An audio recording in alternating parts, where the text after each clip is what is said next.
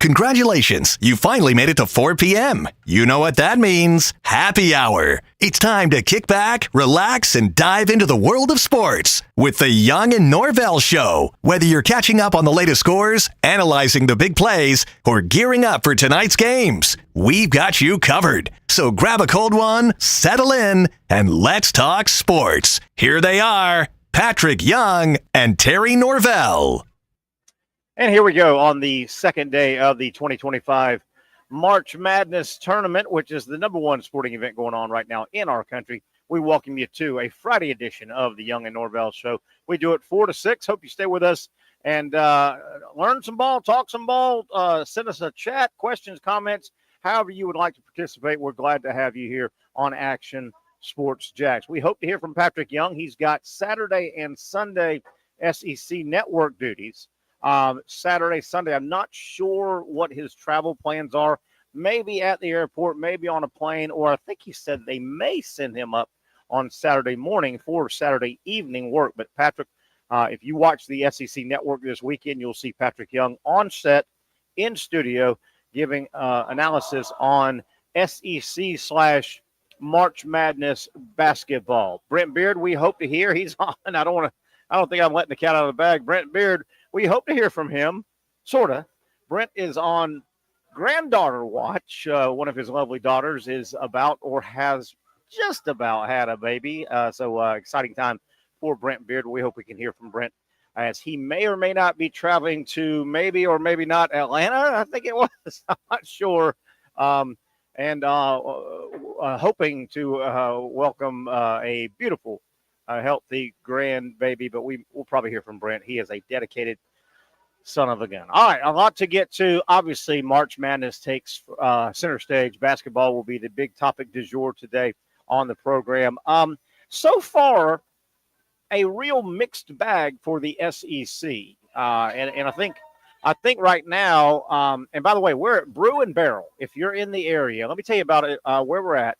We're at the intersection of Beach and San Pablo. The actual physical address for Brew Barrel Tavern. Big, beautiful place, man. I'm sitting here overlooking the entire restaurant. I'm near the front door, set up, looking at everything. TVs line the place. Huge square bar in the middle. I love big square bars. They're very social. You can see the people on the other side. A one strip bar is not real social. You can only talk to a person next to you. I love the big square bar here, TVs everywhere, wonderful food. I have dined here multiple times, big-time handhelds, all kind of diverse menus on the items on the menu. But we are at Brew Barrel, be here until 6 o'clock. So if you're in the area looking for a place to watch ball, come on up. If you are heading home from work and you go this way, stop on by. We will be here, obviously, doing the show 4 to 6, Brew Barrel Tavern, intersection, Beach and San Pablo. And then we'll wrap this bad boy up. Takes about 10 minutes to wrap up the show. And then 6:50, Florida tips off. The Gator game should be at 6:50 as scheduled. It is the first night session game, and that means that game is generally right on time. So we're going to stick around and watch some Gator basketball. Florida takes on Norfolk State, a game they should win handily. But you still, you got to go out and win the game. So a lot of good basketball has already been played, is going to be played, is currently being played, and will be played this evening. Tomorrow, and we'll get to this momentarily, tomorrow's lineup is unbelievable. I mean, two rounds complete when they start tipping it off tomorrow, Saturday. And, I mean, there are some really, on paper, good games. This thing starts in earnest tomorrow, I think. Tomorrow, most of the games on paper at least look competitive with two potential Cinderella teams. Drake, of course, is a Cinderella potential. If they win one more, and McNeese State. What about McNeese State, what they did last night to carve themselves a little bit of space when it comes to potential Cinderella runs in this thing. But tomorrow looks great. We'll finish off today, this afternoon, and tonight. And then we will have a bunch of games Saturday and Sunday. Winners on Saturday and Sunday make the Sweet 16 next week. So if you win Saturday or Sunday, of this weekend, you've guaranteed yourself a spot in the second week of March Madness, which kind of is the dividing line. Boy, did you have it. If you make that second week, especially if you make the second weekend and win a game and get to the Elite Eight, then you've had a damn good year. At that point, the ball's got to bounce your way. The whistle's got to go your way. The crazy bounces have to go your way. So anyway, a lot of basketball to discuss.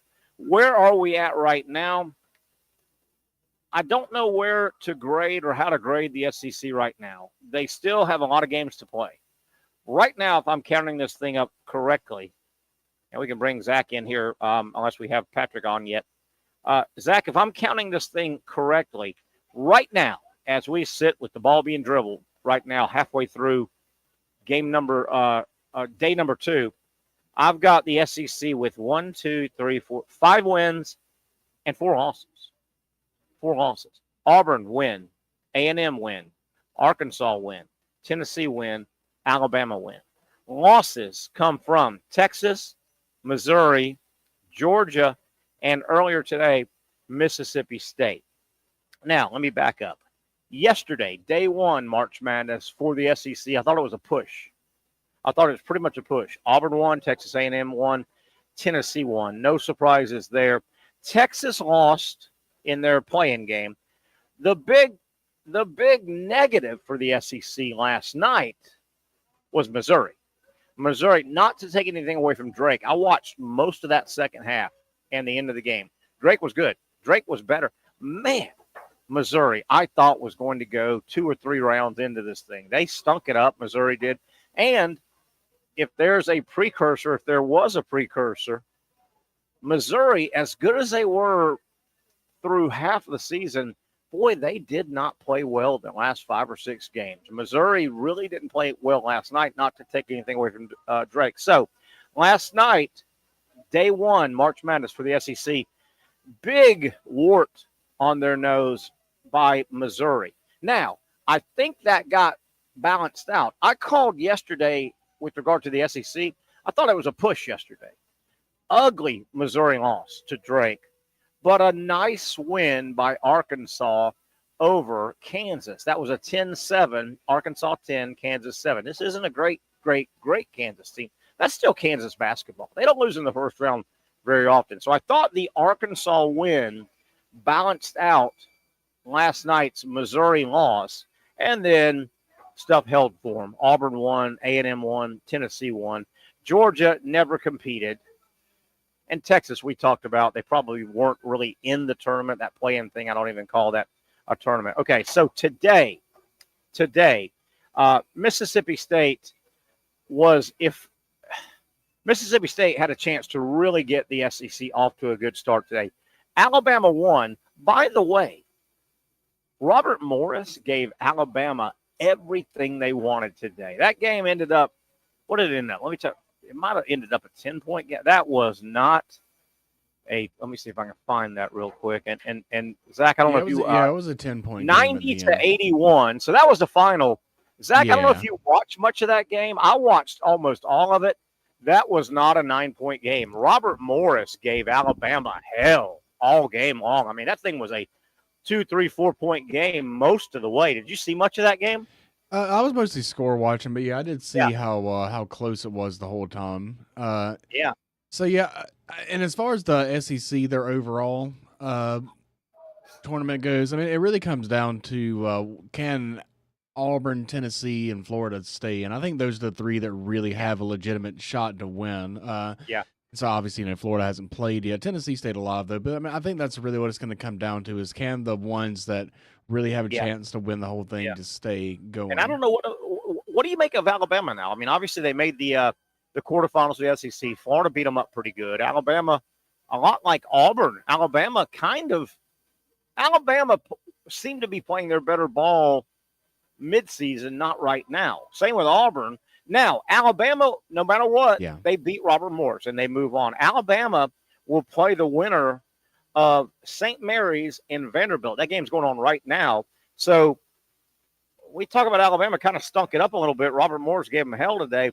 Alabama's a win over Vandy or St. Mary's from bumping into the Sweet 16. where they would knock heads with either BYU or Wisconsin. So Alabama can get there, but Alabama reminds me a little bit of Auburn right now. And Zach, I want your thoughts. There seems to be something. It's the timing chain with Alabama seems to just be off a notch. They don't seem to be playing their best ball here these last 2 or 3 weeks. Yeah, I mean the thing that jumps off the page to me with that game in particular is the fact that Robert Morris had 16 offensive rebounds. Ooh. So yeah, I mean, when you get those second chance opportunities, it kind of just it makes up obviously at the end, and it makes for a closer game. Auburn also turned the ball over a few more times. So I mean, it's just sloppy, just sloppiness, and that's really what it comes down to. And we always talk about one of the characteristics of this great Florida team is offensive rebounding. They are monsters on the board. It's like it's like a bloody steak is thrown on the backboard, and Florida's got a bunch of hungry Rottweilers going and getting it, right? I mean, Florida dominates almost every game the offensive boards. Zach, if you break it down to brass tacks and simplify math, if you get a bunch of offensive rebounds, that means your first missed shot doesn't count. You're allowed. You get more mistakes. You get to take 2 shots every trip when you get that offensive rebound, right? Because if it's an offensive rebound, you've missed the shot, but you've gotten the ball, so that missed that. I mean, you get 2 to 1 basically. Every offensive rebound you get 2 shots. That's how important. Not that defensive rebounding is not important, but offense, you go and get it. You've already got it on the offensive end, and these are college players. They're probably most of those guys are pretty good 1 out of every 2 attempts. They're going to make a lot of. Usually the defense kind of out of whack in those scenarios too. Yeah. I mean it's honestly a pretty simple game. Yeah, getting more shots really does add up at the end. Yeah, basketball, and Patrick talks about it all the time about. Imagine what happens. You dig in on defense. Zach, you're the defense. I'm the offense. You dig in and you grind for 30 seconds, 30 of the 35 seconds or whatever. You grind and grind, and you're hunkering down, and you're on your haunches is what they call it in sports. You're shifting your feet. That wears you out, man. You've done that for 25 seconds. You force a decent to bad shot. The shot's missed. But the shooting team gets the rebound, and you go, oh, blank. I got to do this again for 30 seconds. That stinks, man. Oh, yeah, it's a deflator. It's demoralizing. And, your thighs start talking to you. You're moving. You're out of breath, and you got to go dig in again. It's a lot easier to score. I hated that's one of Florida's big advantages this year. They really go to the offensive glass. Mississippi State, I don't take anything away from Baylor because I watched almost all of this game. I knew it was going to be a pretty good game. 8 versus 9, State 8, Baylor 9. Baylor dominated that game. State made a run at the end. Mississippi State looked, and I was texting back and forth with a buddy of mine, or actually Trenton Torsia, our buddy from Mississippi State, who is our baseball guy, and he was getting on State's coaching staff, Chris Jans. He said, they'll get out schemed. Scott Drew, watching that game, it did appear that Scott Drew, the veteran coach at Baylor, remember, they've won a national title, and they've played in the Final Four a couple other times. Remember, Baylor had that run about 5 years ago where they were in the finals, they were really, really good. Scott Drew can coach. He kind of undressed, I thought, Chris Jans today, and that was a game. The 2 Mississippi schools today, I thought they gave the SEC a chance to get off and running. If the 2 Mississippi schools you knew Alabama was going to win. Yeah. Right? You knew they were going to win. But Mississippi State playing early, and Ole Miss is about to, or probably just tipped off, talking about getting off to a hot start. I've actually got it pulled up right now. They're about to hit the first. They haven't even quite hit the first media timeout, actually. They're up 11-2 against North Carolina right now. About 16:30 left in the first half. Ole Miss. So Ole Miss, start, a good start, long way to go. But I know I sent you guys a text today, and I go, man, big day for the SEC, day 2. Yeah. But a real big day, the 2 Mississippi schools could really help the SEC get off and running. Mississippi State obviously did not do that. So now it's pretty important now, I think, from the how good is the SEC. Ole Miss needs to beat North Carolina. North Carolina, I know they got to win, sort of. I don't know if everybody considers that a real win. That was almost a bad regular season game with San Diego State. Ole Miss doesn't need to go out and lose this 4:05 tip, and everybody in America will see that final score when all the primetime games come on tonight. Oh, would you agree? Ole Miss is carrying the banner a little bit to get the SEC off to a pretty good start. The SEC needs Ole Miss to win tonight, right now. Yeah, I mean, a 6-11 upset would be, that'd be bad. That'd be another tough one to take. But I'm sorry, I keep getting distracted by the game. My bad. I'll try to not do that. Score, yeah. do that as much. And also we just had another final happen. Memphis went down to Colorado State, so that was a 12-5 upset. Yeah, that's a seed upset. And, I tracked that. I didn't watch that today, but I've tracked that all afternoon. And Colorado State, that I don't know what the final score was. I can dig it up. That was not a come-from-behind buzzer beater. Colorado State was. Yeah, it was 78-70. Colorado State won. Yeah. Colorado State was ahead They were ahead the whole game, right? I mean, that was not a buzzer beater. Yeah, they were in control. That's a pretty big upset there. It's Penny Hardaway still at Memphis, right? Penny Hardaway still coaching Memphis. Yeah. So Colorado State, a 12. Is that the second 12-5 we've had? Clemson, McNeese State over Clemson was 12-5. Yeah, so that's the second 12 beating of 5, and that is the one that always gets mentioned too, right? That always gets mentioned, the 12-5. Yeah, it feels like it's almost a cliche at this point that people say you need to have at least one 12-5 upset when you fill it out. Yeah. While we're doing scores, again, let's kind of wrap things up for people that may have not been able to follow today.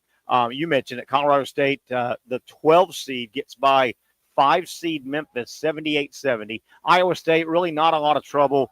Iowa State, a 3 seed, they knocked off Lipscomb, 82-55. Of course, Lipscomb comes out of the Atlantic Sun. They won the conference tournament. That's how they got there. Alabama, in a bit of a deceiving score, Alabama earlier today, the 2 seed, Bama, got by Robert Morris, 90-81. I'll guarantee you, every Alabama fan in the world, if they're going to be honest, they will tell. If you said, hey, how was that game? Alabama fan would go, man, Robert Morris gave us hell. They really did. Robert Morris, the whole time. That was a 4-5 point game and less most of the game. But Alabama moves on. That's all that matters. Baylor, kind of a little bit of the same game. Mississippi State made a run in the second half, but Baylor really, I thought, controlled Mississippi State. I thought Mississippi State looked bad today. I thought they looked disorganized. I didn't think they looked well coached.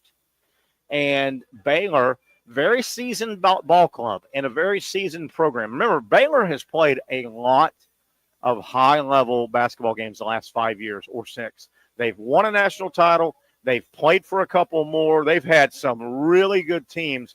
And I thought Baylor kind of toyed with Mississippi State, which that surprised me. State was the 8, Baylor a 9, so really kind of a push. Other games going on right now. Ole Miss, as Zach mentioned, leads North Carolina. North Carolina's cut into it now, 14-10. Ole Miss, and still a long way to go. It's early in the first half.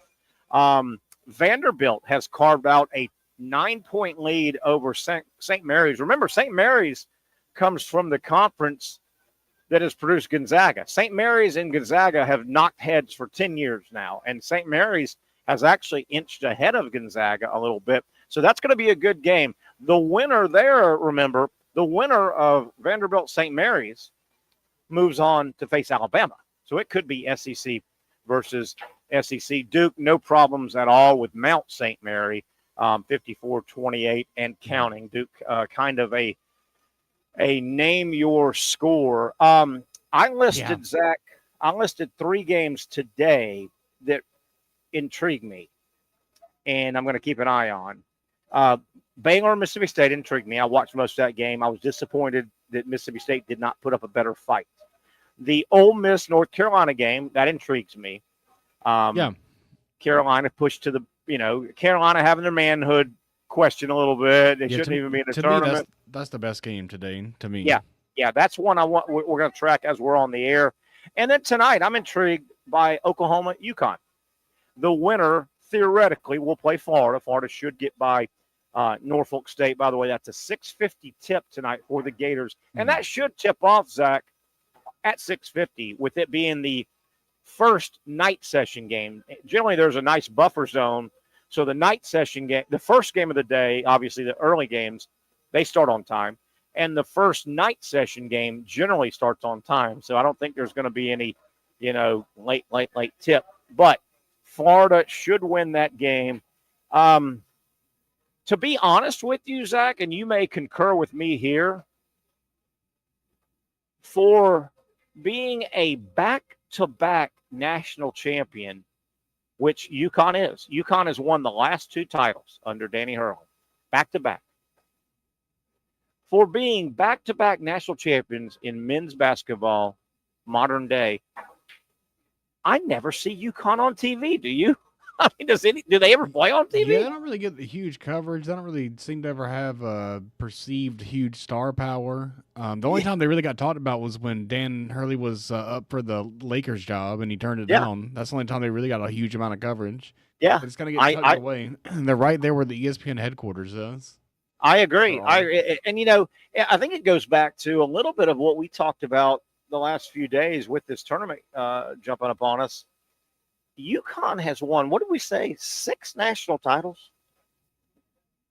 UConn right. Men, not UConn women. UConn right. Men, 99, 04, 11, 14, 23, and 24.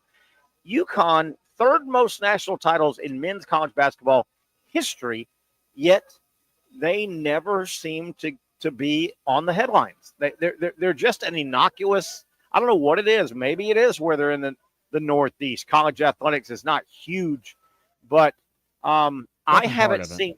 You would think, obviously, UConn's a decent team. They've made the tournament. Okay, they didn't just get handed. They didn't say, "Well, you won the last 2 national titles. You get to go in." No, they won their way. They've qualified. Yet, can you imagine if that was back-to-back Kentucky or Indiana or UCLA or North Carolina, back-to-back? They would have been on TV every other hour, wouldn't they? Right? That's a decent prediction. Yeah, particularly North Carolina. Yeah, it feels like it. I mean, hell, ESPN Game Day went twice live, I think. Yeah, from North Carolina Duke, and North Carolina certainly didn't deserve that. They went twice from North Carolina Duke. Earlier in the year, then a couple weeks ago, about a week or 2 ago, people were asking, why isn't that back at Auburn, Alabama? But no, they went to, if that was UConn, I mean, they're back-to-back national champions. They don't get a whole lot of love. I mean, it feels like the majority of people probably can't name a single player on UConn's roster. I don't think I could. I could name Danny Hurley. No, I can't. I know every year they have one, and Patrick will speak to this too. They have 1 or 2 long, tall, long-arm shot-blocking foreign kids. They'll have a 7'1" kid and a 6'11" kid that's from Nigeria, but blocks a million shots. He's all defense. They'll have a good shooter like Kimba. What's his name? Who was Kimba? What was it? Kimba's name? The Kimba shooter? Walker. Kimba Walker. They'll have a couple Kimba Walkers. And I will say this. UConn does have a characteristic. They play tough. They dig in. They do dig in, that Northeast. They dig in hard. But, man, it's odd. The lack of coverage UConn gets with 6 men's national titles. Before we go to break, I mentioned, and Zach, I'll get your thoughts. Yesterday, I called the SEC's day in the opening day of March Madness. I thought it was a push. Auburn won, A&M won, Tennessee won. We saw that coming. Arkansas, that was a nice win. That was a 10-7. That was a nice win, Arkansas over Kansas. But then on the loss column from yesterday, Texas had already lost. Missouri was an ugly loss, and Georgia. I didn't think Georgia would get beat that bad, but I didn't think they were a factor. I called yesterday's SEC. I called the 7 games yesterday in the SEC. They went 4-3. I called that a push, and mainly because the ugly Missouri loss by the SEC was countered by the nice Arkansas win. Now, the one conference that had a disaster yesterday was clearly the ACC. What a disaster. Louisville goes down to Creighton. No crime in that, but, I mean, Louisville was considered the second best team in the ACC. They go down I'm sorry, third best team. Clemson goes down to McNeese State. Zach, do you realize the tournament yesterday was about 3.5 hours old, and two of the best three teams in the ACC were gone? I mean, gone. They were gone. I mean, it can happen quick. I mean, but I mean, just like what I said with the SEC, though. I mean, I kind of feel the same with the ACC's most likely champion horse is going to be Duke, and they're still they're winning about 30 right now. So yeah, I mean, as long as your top dog is still there, you got a chance to win it. You know, it looks like, and if Ole Miss goes ahead, they're up by 9 on North Carolina. If Ole Miss kicks North Carolina out of the tournament, you realize we are not even that North Carolina Ole Miss game will end in about an hour and 45 minutes. So let's just call it 6 o'clock. Do you realize we could be at 6 p.m. Eastern, day 2, about barely halfway through day 2, and Duke could be the only flag waver of the ACC. They could be running alone. Yeah, very possible. How about it's probably going to happen? Wouldn't you think? If Carolina holds on, I hope so, because I didn't do a whole lot of volume, but I did place a small wager on Ole Miss to take down North Carolina. Oh my! It feels like one of those where the casual person is going to look at that and say, North Carolina just blew out that team in the play-in, and everyone doubted them, so it's going to carry that momentum. And I'm like, well, the casuals, that person normally loses, so I'm going to take Ole Miss. Yeah, definitely. But man, it looks like for the life of us that by about 6:15 this early evening, that Duke will be the only one carrying an ACC flag. They'll be the last team standing. And actually, the ACC actually got 4 teams in with that North Carolina thing. Most people thought they would only get 3. Duke, Clemson, and Louisville. And Clemson and Louisville have gone out barely with a whimper. Let's take a first break here on a Friday. We're set up live at a new location. We want to turn people on to this cool place. Beautiful. Boy, they put a lot of money. They really did a great job decorating and laying out Brew and Barrel, the Brew and Barrel Tavern. You've probably seen it at the intersection of Beach and San Pablo. 14333. If you've got you're going to bang that in your phone real quick. 14333 Beach Boulevard will get you right here to Brew and Barrel Tavern. We're having a good time broadcasting our Friday show live. TV's everywhere. I'm going to hang around a little bit after the game. After the broadcast. Florida will play at 6:50. We go off the air at 6. Perfect setup. If you're looking to get out of the house, come by, say hi, watch some ball, and we'll have a good time here at Brew and Barrel Tavern, 14333 Beach Boulevard. When we come back, I'm going to dive deep into, along with Zach, why I'm going to say the tournament, in essence, gets started tomorrow. I'm telling you, man, I don't know if this happens every year because it's a long time to think back. The second round matchups that are already set for tomorrow, and then it's going to be the same for Sunday after all the games are done tonight. Man, we got some ball games on paper to watch tomorrow. We'll go over the matchups that are set right now, and as we do 2 hours of radio and streaming right now, we'll start setting Sunday's games. But man, we've got some good action on paper. We'll go over those games when we come back. First break of the afternoon. The Young Norvelle Show continues right here from Brew and Barrel on Action Sports Jacks. Finally, a family atmosphere, kid-friendly restaurant with a real sports bar feel. Bricks Jack's Beach features all of that and a large, climate-controlled covered patio with misting fans and heaters for all seasons. Mix in an extremely diverse menu that features the most quality and affordable steak at the beach, and there's no reason not to enjoy your next lunch, dinner, happy hour, or big sporting event at Bricks Jack's Beach, 300 2nd Street North in Jacksonville Beach. See you at Bricks Jack's Beach.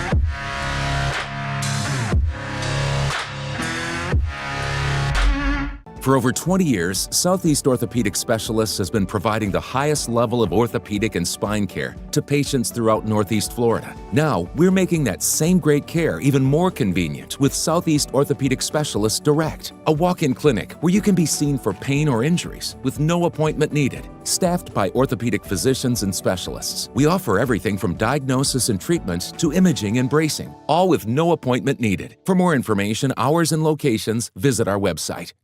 You really got to hand it to him. Hold on. The previous play is under further review.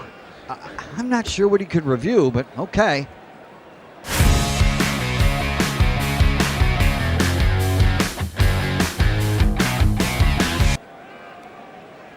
Sure has been a while.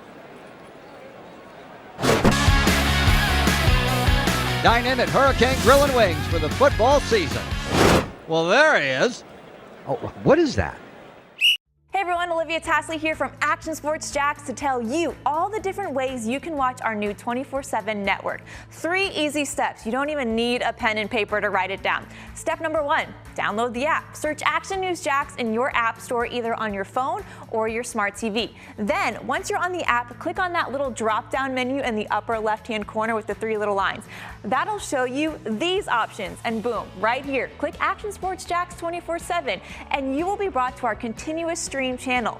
That app can be accessed through all these different platforms. Whether you have Roku, Fire TV, Smart TV, Apple TV, or Google TV, you can find our app. Now, if you don't have access to the app, don't worry, we still got you covered. We're across all social media platforms from Facebook, Instagram, X, YouTube, Twitch. We have a podcast channel. Plus, check out our short reels on our TikTok. Action Sports Jacks 24/7. It's on all the time and everywhere. Summertime means sizzling sales at Nimnick Buick GMC. The #1 Buick GMC dealer in Jacksonville has lots of inventory to choose from with their best price guarantee. Nimnick never charges above MSRP. You can save up to $10,000 off select new GMC Sierras or get rates as low as 1.9%. You know, I'm a truck guy. GMC Sierra, my trim level is an SLT. This one's an Elevation. Pretty good looking color as well. So here at Nimnick Buick GMC, you have a lot to pick from.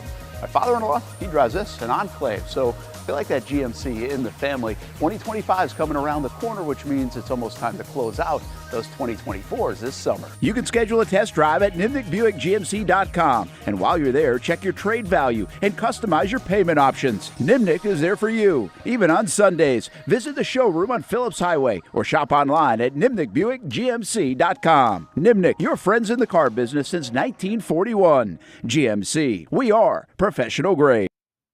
Hey, we'll get right back to a bunch of sports to talk about. The Young Norvelle Show right here on Action Sports Jacks. Terry Norvelle coming to you live from a brand new place. First time we've made a stop at Brew Barrel Tavern. We are at the intersection of Beach and San Pablo. The physical actual address, 14333 Beach Blvd, where you'll find the Brew and Barrel Tavern. Now, let me tell you about the layout here before we get back to some basketball. Huge place. It's a very large, open, spacious place. What I like about the setup, on one side is the hardcore, really sit down, eat, enjoy it as a restaurant. The other side, even though they have on this other side more of the sports fun side of the restaurant, 1, 2, 3, 4, 5 full tables. They've got several stand-ups. The fun side has a couple of billiard tables. They've got a bunch of games, Golden Tee, Galaga. They go old school. Darts over there in the back corner. So it's kind of segregated, but you could be with your party on this eating side, the dining, I'll call it, side, and it's wide open. Your kids could be over here in eyesight, I might add, playing and having some good times either before or after the meal has been finished. They've got an outdoor patio here. You can't quite see right behind me, so you can dine in open air if you would like and just kind of enjoy the weather as it is a good time of year. Great setup, great layout. Brew and Barrel Tavern, our location here today. We'll do it to 6 o'clock. Gator tip-off 6:50. I think I'm going to watch most of that game right here at Brew and Barrel. All right, some topics I want to get to. We'll track some games as we go. Let me take a look at some of the scores real quick. Duke still running away. That game's over, 63-38. Duke with 14 minutes left. They can name their score. Ole Miss still has a double-digit lead. 7:41 remaining first half. Ole Miss 30, North Carolina 19. Colorado State has pulled the big upset of the day. The 12-seed Rams, they knocked off the 5th seed Memphis Tigers 78-70. Colorado pretty much dominated that game from the opening tip. That's some of the finals today. Also, Baylor, I thought a much bigger win over Mississippi State than a 3-point final. 75-72 was the final. Baylor kind of dominated that game. I thought Mississippi State looked disheveled. I thought they looked just choppy. They just didn't play smooth, and I think a lot of that was to Baylor's credit. Baylor's tough. Boy, Baylor, they're coached real well, and I thought that showed a little bit as well. So Baylor knocks off Mississippi State. Vanderbilt at the half. Get a load of this score. Vanderbilt, by the way, they're playing St. Mary's. The winner will move on to play Alabama with a right to get to the Sweet 16. Halftime, Vanderbilt, St. Mary's. Vanderbilt leads 29-22. What about Vandy holding St. Mary's, the 7 seed? Vandy's a 10 to 22 points in the first half. But good news, they held St. Mary's to 22. Bad news, they only have a 7-point lead, 29-22 halftime. Vanderbilt leads. So the SEC right now, as we talked about it, 1, 2, 3, 4, 5. 1, 2, 3, 4, 5, and 4. Right now, 2 games going on. Is that right? Yeah, 2 games going on, and then several more this evening, including Florida, Norfolk coming up at 6:50. That is on TNT, I believe it is. Yeah, TNT. By the way, Zach, this is that 2-week period where everybody about 90% of the country start screaming to their wife or their husband or whoever, or calling their kids, do we have TNT? What is True TV? Yeah, no one knows True TV. The search spike for True TV this time of year is through the roof every time. Hey, somebody would have been smart to buy a ribbon banner on the Google search for True TV, right? Right. I'm sure it's something like that is probably in the works for the advertising for it. Yeah, it's crazy. Like, yeah, no one watches. Well, what do they show? Like Law and Order reruns on that? Like, I have no idea. I think so, man. And TNT is a little more mainstream, but True TV, and this happens every year, because CBS has the rights, and they're probably never going to. This is CBS's big. This and the Masters are about all CBS has, right? Yeah, they get the Super Bowl rotation. They get the NFL, but yeah. But they let the SEC go. Remember, they let the SEC football go. So CBS and Zach, I think you're savvy enough to know in media. You hear some fans this time every year. What the hell is the great tournament doing on TNT and True TV? That's crazy. What TBS? What the nobody? Well, you realize CBS is the rights holder, right? They buy the entire tournament. Well, CBS, if there wasn't True TV, TBS, TNT, they wouldn't have anywhere to put the game. CBS only has one network, right? They're one network, right? Yeah, well, these are all networks owned under the Paramount, the Viacom umbrella. Yes. So they have if CBS had the entire tournament, but they had no other partners, you would get whatever games they preempt soap operas. They'd preempt a game and give you 12. They'd give you a game at 3. Then they'd take a break, give you your local news, and then you get 2 more. We'd only get 4 live games, right? But they went out and cut deals with these other networks. So the other networks are important. If we didn't have those, we probably, where would we see Florida play tonight? That's not a marquee game. But they have TNT. Yeah, I mean, they honestly have other networks. Like, I believe that more people will be able to find MTV. It might be kind of weird to show a game on MTV. I don't really. Yes, but I mean, it really would. But you could broadcast it on. Ooh, I mean, they also own Showtime. I can see them putting it behind the paywall. Wouldn't that be tough? If they man. Yeah.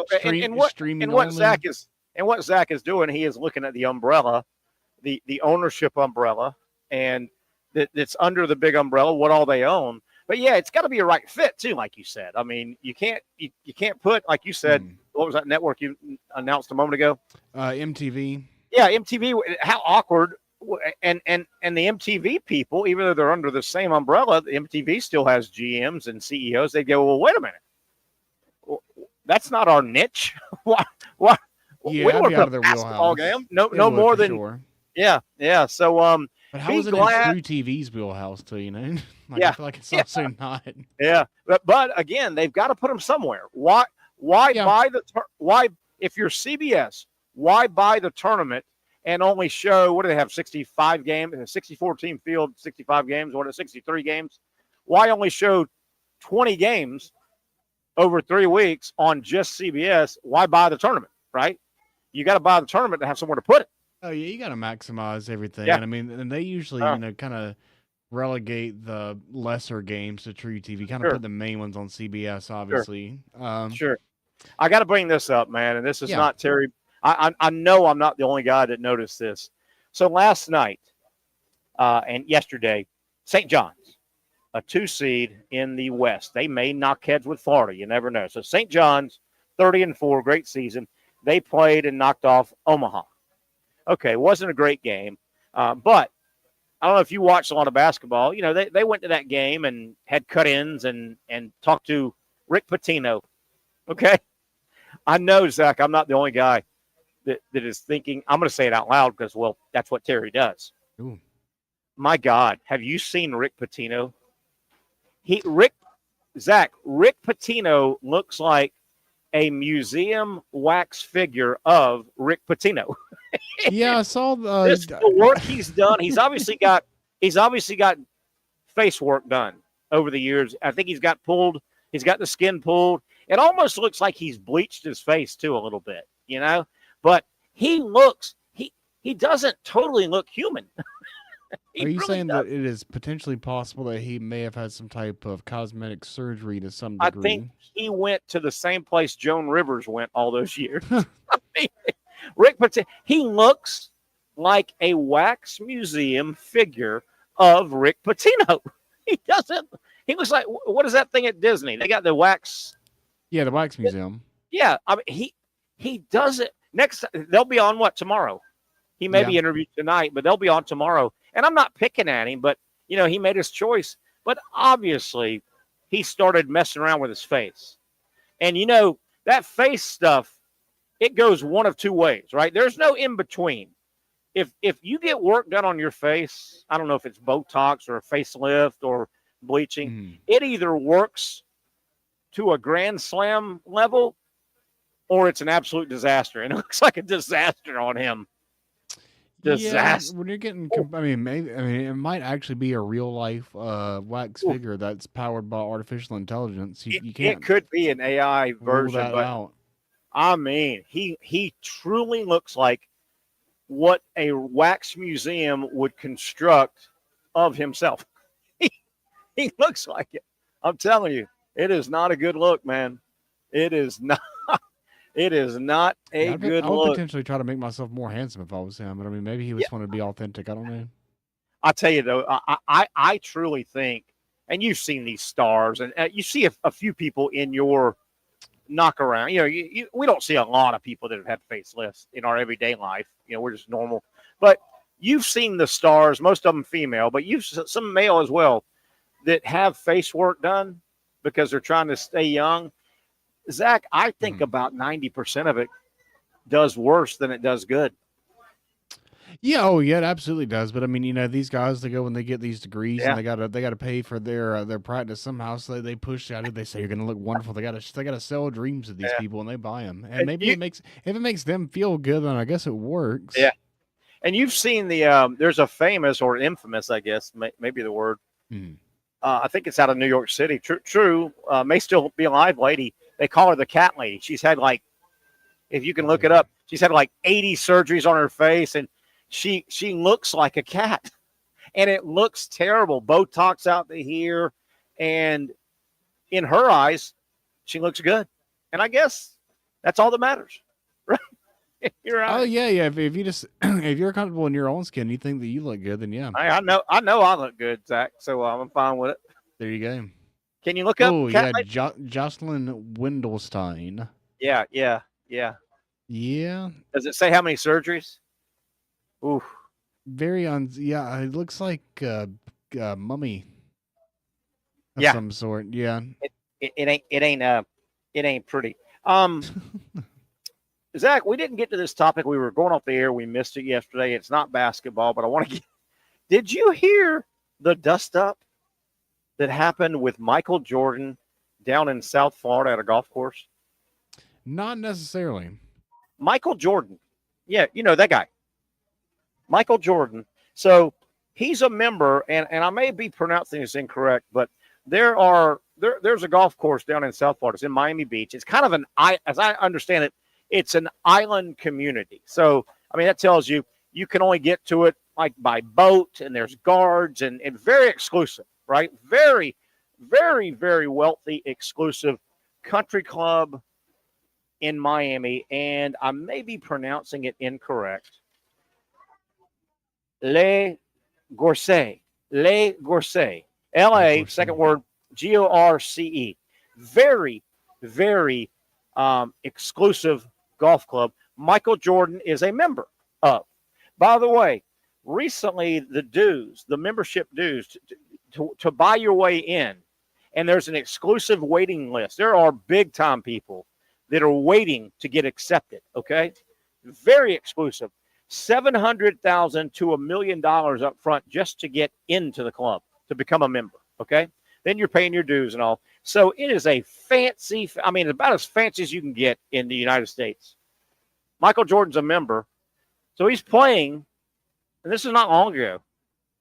He's at the course and he's playing. He's on the 11th hole. And somebody alerted somebody at the course that Michael Jordan is on the course playing currently a round of golf with his buddies wearing cargo shorts. They have a very, very, very strict dress code. You must wear long pants. They enforce said dress code on Jordan. So can you imagine? Boss man says, "Hey, Zach, come here, man. Need you to get a cart. You need to ride out to the 11th hole and tell Michael Jordan he's kicked off. Either he comes to the clubhouse and we put him in some long pants, or he's got to scram and we're going to eject him from the club." Yeah, I really would not want to do that. Yeah, who has to? Can you imagine who got that job? So it happened. A member of the club goes out and says, "Mr. Jordan, we have a strict dress code." Now, Jordan's comeback is he's played on the course multiple times in cargo shorts. But I looked up the club. It does specifically say strict dress code on the golf course, on the grounds, long pants required. Unless you're Michael Jordan. They said, "Mr. Jordan," from what the article says, "Mr. Jordan, if you wouldn't mind, just ride back to the clubhouse. We will give you some trousers." I'm sure they've got a bunch of. And Jordan said, basically, from what the article says, middle finger you. Right? He said middle finger. But it looks like they've ejected him from the club. And I looked this up, Zach. Yikes. The best I can tell, Michael Jordan was never ejected from the NBA, but he's been ejected by a golf club. Oh, yeah, the NFL would not. Our NBA would never eject Michael Jordan, yeah. Now, do you get some of your cake back or no? I mean, so Michael Jordan gave away $700,000 to $1 million by not riding back and putting on some trousers. They were going to give. I mean, if you had to do that in January, like I don't really know when the cutoff is. Yeah. It was early in the year, you know. Yeah. That also got me thinking. What about the dead hot of the summertime? Do you have to wear? I mean, it's August 1st. It's 1,000,000 degrees with humidity. Yeah, if you want to play golf, you got to wear the vest. You got to wear like a little hat. So think about the golf stories we've had the last 2 weeks. We had Michael Jordan getting kicked off because he wouldn't put on pants. And we had the nude golf story from France. Remember that? Isn't there there's a meeting in the middle there somewhere, right? Isn't there? Yeah, right? Probably. Yeah. So, yeah, I mean Michael Jordan could go to the nudist golf course. Or a meeting in the middle. How about front 9 nude, back 9, you got to have pants on. Right? How about that? More. I mean, it almost feels like shorts could be the average you could just do on both sides. Or how about even holes, nude, odd holes? Got to wear pants. Too much. That's too much work. And you know how some holes you drive by and you go by the green to get to the next tee box. Yeah. Yeah. Too Could much you crisscrossing. imagine who got that job though? I mean, did they give that to Bill Murray on Caddyshack? Hey, Bill, what was his name? Carl Spackler. Hey, Carl, need you to ride out in 11. Tell Mr. Jordan, here, take some of these golf pants, these checkered black and gold golf pants. Tell him he's got to put these on or he's kicked out of the club. Yeah, you probably just take a golf ball, get him to sign it, and then sell it. And then by the time that you've run out of the money you got from that, you can find a new job. There you go. I'm not telling Michael Jordan he can't golf in shorts. Michael Jordan. I'm not doing that. No, that's a tough ask. Isn't it? Yeah. He'll use that as fuel to his fire. I don't want him to look at me like that. He'll use it to win 6 championships. Yeah. Not good. Not good if you get that. And you wonder too. He wasn't playing by himself. I'm sure he had a foursome. And you gotta believe there's the other 3 guys or young ladies were movers and shakers, right? I mean, I don't think Jordan hangs around Zach Rothrock and Terry Norvelle, right? So you had to go out in front of all these other people. They may have even been guests of. How about that, Michael Jordan? What if the 3 other guys were guests of Jordan and they got kicked off the round? Ooh. Oh yeah, probably. Embarrassing him in front of his hot shot friends. Oh my goodness. Yeah. Yeah, I mean he's obviously not going to agree to do that. Oh. I don't know him on a personal level, but I've seen enough to know that he's not going to do it. Yeah. When I got to the part where they said, and the club offered to, provide trousers for Mr. Jordan. Yeah, he obviously scoffs at that. Do you know who I am? I have my own clothing line. I can obviously. I didn't even have to read the next paragraph, but I did. Yeah. And obviously Jordan, he declined, and we got ourselves a dust up. What we got our. There were, I can't remember some of the names. This was it is an exclusive. I mean, you better bring some cake and have a resume and a name. It was big. Very snooty. And they said the article said that the dues and the way to buy your way in, you got to put so much right up front. It's now $700,000 to $1 million. They said that has skyrocketed the last couple of years with people moving out of California and New York. All this big money coming in, and it used to be a couple $100,000, but they said to hell with that. Everybody wants to come be in our club now. You gonna pay? You gonna pay some cake? Yeah, supply and demand. You gonna pay some cake? All right, I'm gonna bring this up again before we go to our top of the hour break. We're gonna then come back and look at scores from today. Active scores, games going on right now. And I'm going to tell you, I'm going to lay out tomorrow's games. There are some good games. This tournament starts tomorrow, big time. But I'm going to say it again. Patrick agrees. Brent Beard agrees.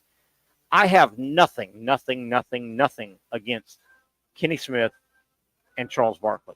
I think they are good in studio. I think they've got good chemistry. I think they have been good for a long time. My biggest problem, and I bring it up every year this time, Kenny Smith, and I get it. There's money. They're trying to save money, probably get a 2-for-1. You're paying Barkley a lot of money. Yeah. And you're paying Kenny Smith. I get it. Do a little 2-for-1. I get everything. The problem is Kenny Smith and Charles Barkley are great studio analysts, but they're NBA guys. They are the NBA. They are supposed to be on NBA Today or whatever their show's called. They are on that show. They do a great job. You expect them. Kenny Smith and Charles Barkley are NBA analyst broadcasters. I hate that they just push those guys into the college March Madness broadcast. To me, March Madness is it makes it look small to me. And nothing against Kenny Smith. Nothing against Charles Barkley. But to me, March Madness is too big of a mega event to, just let the big boys do the college guys game. Zach, it chaps me every year. I don't think it's right. And the guys I talk about it to, most people agree. What say you, Zach? Yeah, I would mostly agree. I mean, I guess it's probably the last year for that since they're ending their contract and they're moving Yeah. to ESPN instead. Yeah. It's almost kind of like how, well, actually, at first I didn't really like Herb Street doing the NFL, but then I kind of got used to Yeah. it, and I Yeah. kind of enjoy it now. He feels like he Yeah. belongs at this point. So yeah, There's a little bit. but I That's get a what good you're saying analogy, there. though. That's a bit of a good analogy. Chris Fowler and Kurt Herbstreit are college play-by-play analysts. Yeah. And I'm with you. I don't watch as much NFL as most people, but yeah, I still see those guys, and they're getting more acceptable. But I still think, man, though they're not the NFL guys, though. They're just not. They're the college guys. No, it took me a while to get used to. I kind of gotten over that hump now, though. But I feel like it almost makes more sense to do that transition versus doing the reverse. Yeah. Because when you go from college to NFL, obviously you're more familiar with the players because you saw them when you were Sure. broadcasting their Good college point. games. Whereas That's a the Zach, opposite that's a doesn't really good work. point. That is a really good point. That is a really good point. Now, going back to Kenny Smith and Charles Barkley, I do think they do a pretty good job in the college game, but you can tell that their workload is, man, it's 2 weeks before we got to start broadcasting. Let's start brushing up because they're busy with the NBA. They are not as fluid, and their depth, and this is not a knock at Kenny or Charles. You can tell their depth is nowhere near as deep as you probably would want it to be from an analyst, a college basketball analyst. You can tell that Charles Barkley and Kenny Smith, maybe I bet you around Feb 1, they start, hey, I gotta keep an eye on college ball, right? Because I got 6 weeks before I'm in front of the nation. You can tell that. I can tell that. Oh yeah, I mean it's hard to be. There's 64 teams. I mean the rosters are just as deep as an NBA roster. So I mean the amount of players is exponentially more. I mean, it's just, well, you made a good point, it's though. an impossible task. You made a good point. It's got to be easier for Herbstreit Fowler to do college football and then step up to the NFL because a lot of those guys they've interviewed, they've talked to, they've covered games, they've called games. Barkley and those guys, the opposite. Yeah, that's a really good point, Zach. Really good point. Yeah, I mean, and half the teams have, Alabama players, and they called those championship games. So, exactly. Yeah. I don't like either, though. I think it makes each sport look a little smaller than it should, in my opinion. I think March Madness is too big on its own to share. I mean, you're sharing broadcasters, basically. And generally, when you do that, it's a cost cutting. If you do that at the workplace, that's definitely what it is.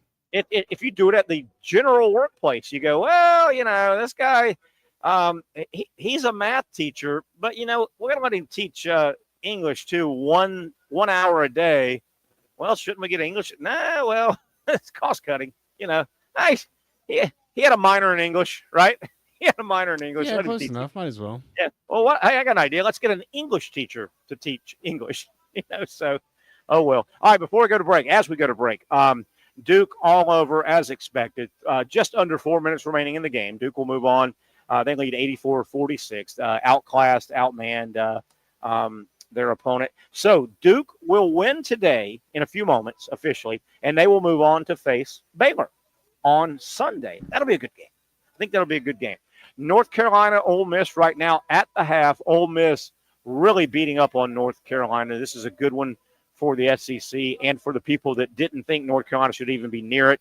Ole Miss 44, North Carolina 26 at the half. We told you Baylor got by Mississippi State today by 3 in a game that really wasn't that close. Colorado State with the big upset so far today, day 2 of the tournament. Colorado State, the 12 seed Rams, they knocked off Memphis. They were a 5 seed, were the Tigers of Memphis, 78-70. Vanderbilt, they've kicked off or tipped off the second half. Vanderbilt now has a 10-point lead on St. Mary's. That's a 10 Vanderbilt over a 7 St. Mary's, so that'd be a bit of a seed upset, no matter how you view it. Vanderbilt up 10. If Vanderbilt holds on, they would move into a Sunday matchup with Alabama. So that could be one of those cannibalizing games we've talked about. So there you have it, some action from earlier today and ongoing action. Wanted to catch you up. Let's take a break, come back. I do want to go over the games that are set for tomorrow. Hell of a day tomorrow, at least on paper. Man, there's a bunch of good games that I don't think will be big blowouts. I think they're going to be compelling games tomorrow. Winners tomorrow make the Sweet 16. We'll go over those matchups and continue to track active games in March Madness in hour number 2 of the Young Norvelle Show on Action Sports Jacks.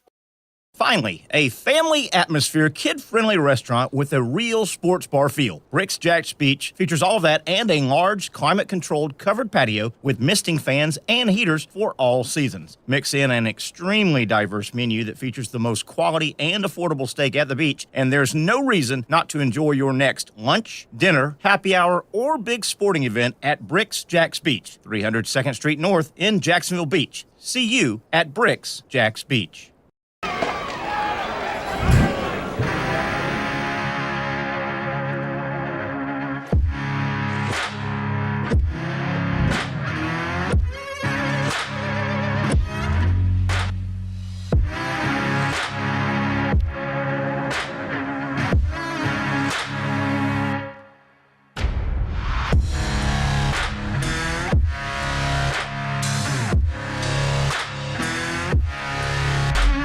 For over 20 years, Southeast Orthopedic Specialists has been providing the highest level of orthopedic and spine care to patients throughout Northeast Florida. Now, we're making that same great care even more convenient with Southeast Orthopedic Specialists Direct, a walk-in clinic where you can be seen for pain or injuries with no appointment needed. Staffed by orthopedic physicians and specialists, we offer everything from diagnosis and treatment to imaging and bracing, all with no appointment needed. For more information, hours, and locations, visit our website. You really got to hand it to him. Hold on. The previous play is under further review.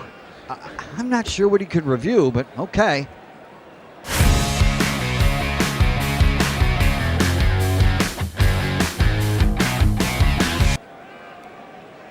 Sure has been a while.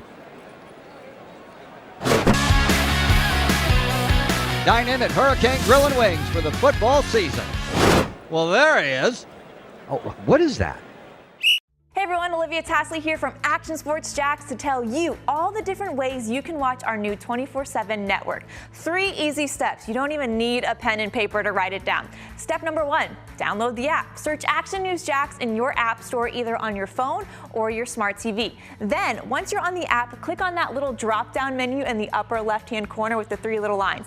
That'll show you these options, and boom, right here, click Action Sports Jacks 24/7, and you will be brought to our continuous stream channel. That app can be accessed through all these different platforms, whether you have Roku, Fire TV, Smart TV, Apple TV, or Google TV. You can find our app. Now, if you don't have access to the app, don't worry, we still got you covered. We're across all social media platforms from Facebook, Instagram, X, YouTube, Twitch. We have a podcast channel. Plus, check out our short reels on our TikTok. Action Sports Jacks 24/7. It's on all the time and everywhere. Summertime means sizzling sales at Nimnick Buick GMC. The #1 Buick GMC dealer in Jacksonville has lots of inventory to choose from with their best price guarantee. Nimnick never charges above MSRP. You can save up to $10,000 off select new GMC Sierras or get rates as low as 1.9%. You know, I'm a truck guy. GMC Sierra, my trim level is an SLT. This one's an Elevation. Pretty good looking color as well. So here at Nimnick Buick GMC, you have a lot to pick from. My father-in-law, he drives this, an Enclave, so I like that GMC in the family. 2025 is coming around the corner, which means it's almost time to close out those 2024s this summer. You can schedule a test drive at NimnickBuickGMC.com. And while you're there, check your trade value and customize your payment options. Nimnick is there for you, even on Sundays. Visit the showroom on Phillips Highway or shop online at NimnickBuickGMC.com. Nimnick, your friends in the car business since 1941. GMC, we are professional grade. Here we go, tipping off the second half. Terry Norvelle sitting here live at Brew Barrel Tavern, the Brew Barrel Tavern, located at the intersection of Beach and San Pablo. The actual address, 14333 Beach Boulevard. Wonderful, open, spacious restaurant, sports bar. It's really designed well. Dining booths along this right side where I'm sitting at. On the left side is more of the sports hangout place. They've got tables where you can sit, 6 or 7 tables, and some stand-ups. But this is the side. The left side is more of the sports bar side. Does a good job. They do a good job of kind of separating them. but you can keep an eye on everybody, including your kids, if they come up. 2 billiard tables, darts, golden tee, Galaga. A lot of fun on the left side, more of a sit-down restaurant on the right side. Big, spacious place. They've done a nice job, have the owners here at Brew and Barrel Tavern. House specials. How about barbecue baby back ribs, fish and chips, chicken short ribs, shrimp platter, on and on and on. Handhelds, include the Tavern burger. I've had that with cheese. It is a hearty burger. Big, heavy, fill you up burger. Really good. Different Parmesan, chicken parm sandwiches, steak and cheese, on and on and on. Full kids menu, of course, desserts. Just a great place. Tremendous menu here at Brew and Barrel Tavern, where we're hanging out today until 6 o'clock. We'll wrap up the show at 6, and stick around. Gator basketball, 6:50. That game should tip off at 6:50, being the first night session game out in the West Regional. Now, I teased a little bit. There are some good games already popping up. Good matchups, I think, for tomorrow, all day, all night. Should be one hell of a day. Let's go over some of the games that are already set now. These are teams that have won their way into, they were Thursday, Saturday. So these are the Saturday games tomorrow. Winners of these games move on to the Sweet 16. They will move to their next location and the Sweet 16. Let's start with the top left. Auburn and Creighton will square off. That should be a good game. Creighton, not a Power 4, but Creighton plays good basketball. They've had a good history of basketball. Auburn, Creighton, that's one of your matchups. That should be a pretty good game. Creighton's good. They don't fear anybody. They played big-time basketball. Michigan, Texas A&M, that should be a hell of a game. Michigan finished the regular season in the tournament 25-9. They take on Texas A&M out of the rugged SEC. That should be a hell of a game. Auburn, Creighton tomorrow, Lexington.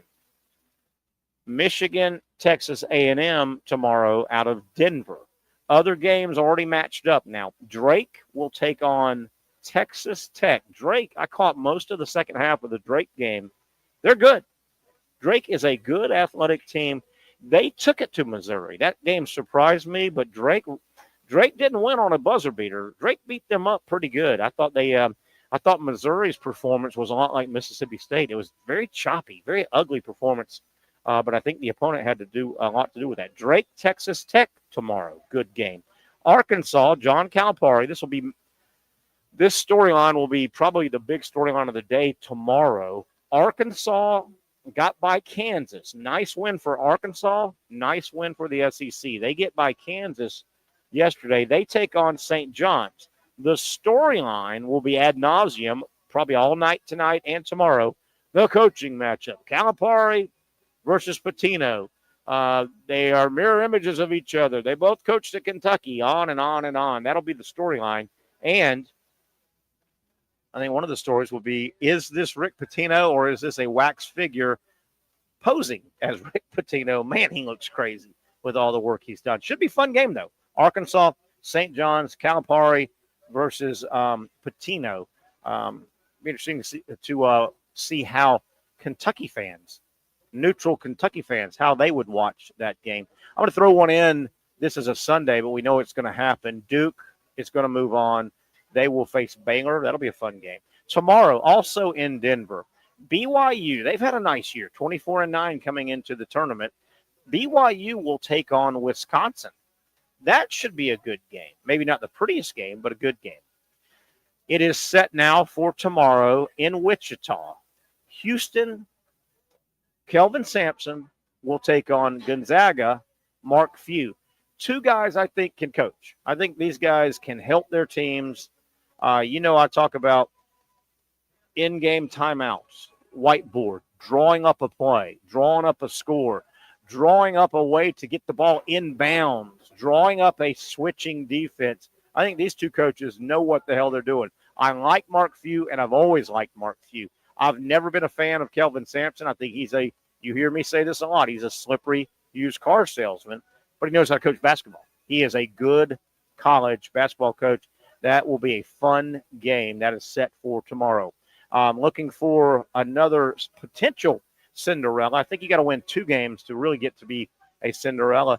Tomorrow, out of Providence, McNeese State, fresh off their upset win over Clemson, McNeese State will take on Purdue. And we know Purdue has a history of getting beat by high seeds and knocking them out. That'll be a fun game. And if McNeese, it'll be an interesting. And Zach, let me get your opinion on this, Zach, for a moment.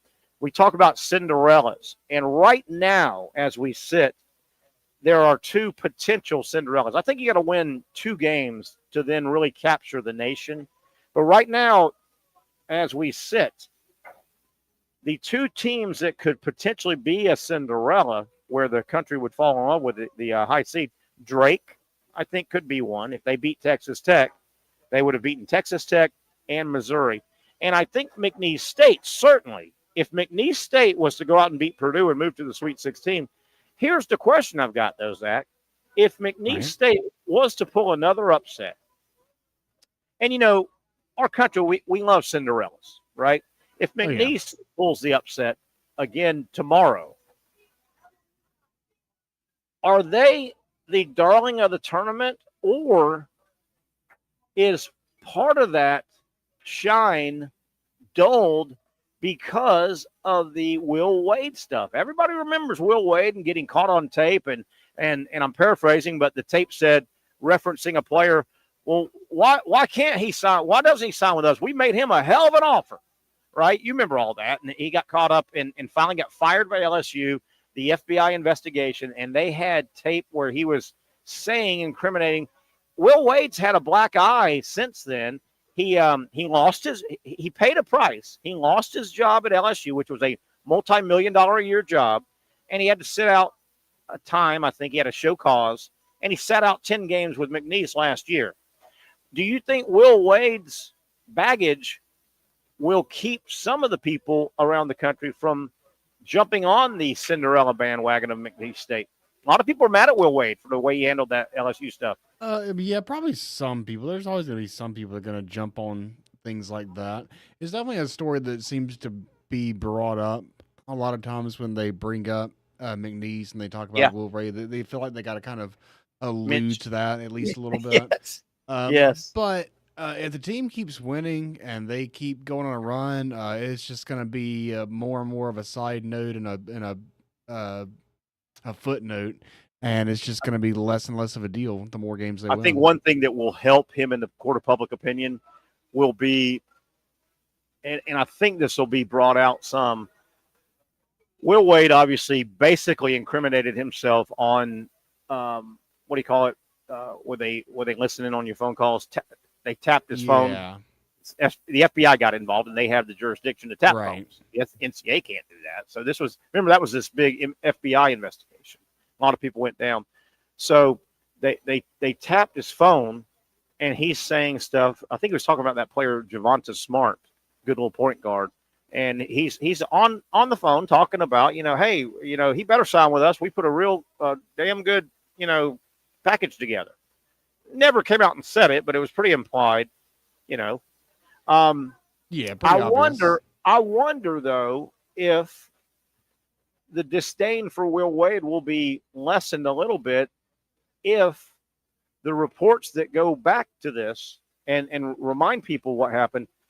If you're going to be fair, you've also got to say, well, what he did 4 years ago would have been legal today. And I get it. If I speed down a highway that says 70 miles an hour, and if I get caught doing 80, I get a ticket, even if a year later the highway speed got changed to 80. Well, it was 70. But don't you think a lot of people are going to say, you know what?